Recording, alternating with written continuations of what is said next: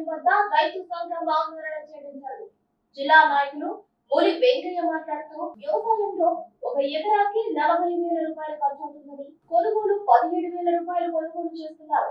ప్రభుత్వం కొన్ని నిబంధనలతోటి 17% తేమతో 850 కేజీలు పుట్టి ధాన్యం 9,500 ఇస్తామంటున్నారు. కోవూరు మండలంలో పంచాయతీలలో కూడా ఆరు పోసుకోవడానికి కథాలు లేవు. రైస్ మిల్లర్ల వద్దనే డ్రైయర్లు స్టీమ్ చేయగల టెక్నాలజీ ఉందని, ప్రభుత్వం మద్దతు రేటు కల్పించేందుకై మండలంలోని అన్ని గ్రామాల్లో అధికారులతో ప్రత్యేకమైన కమిటీని ఏర్పాటు చేయాలని రైతులు కోరుతున్నారు. జరుగుతున్న దోపిడీని సంఘం కౌలు రైతుల సంఘం రైతులు పండించిన ధాన్యాన్ని వెంటనే రైతులు పండించిన ధాన్యాన్ని వెంటనే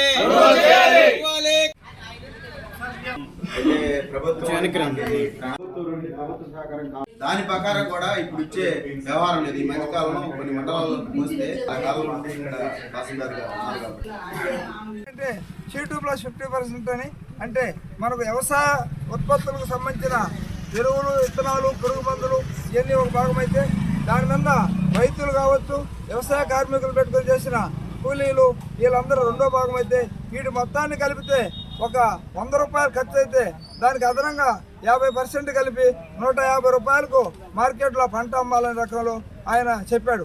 కానీ దాన్ని అధికార పార్టీ వాళ్ళు కానీ, మేము అధికారంలోకి వస్తే మేము చేస్తాను ప్రతిపక్షంలో కానీ అందరూ వాగ్దానాలు చేశారు.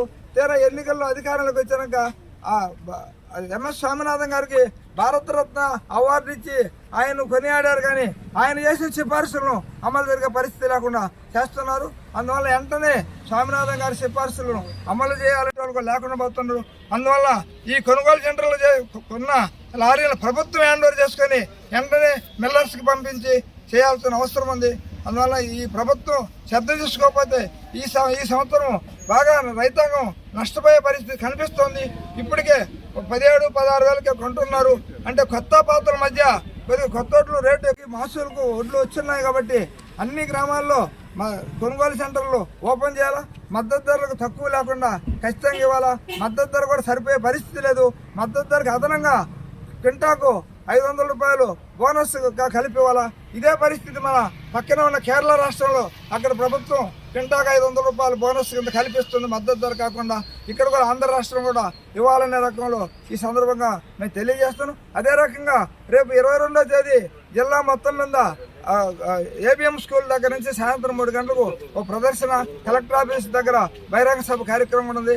రైతులందరూ దీంట్లో పాల్గొనాలా, మద్దతు ధరలను సాధించుకునే దానికి పట్టుబట్టాలని తెలియజేస్తున్నాం. అయితే ప్రభుత్వం మేనమేసాలు లెక్కిస్తా కొనుగోలు సెంటర్లు ఓపెన్ చేయకుండా వాళ్ళు డలార్లు ఎంతకంటే అంత కొంటున్నా కూడా చూస్తామన్నారు. అటు చూస్తే మేము పోరాటాలు చేయాల్సిన పరిస్థితి వస్తుంది.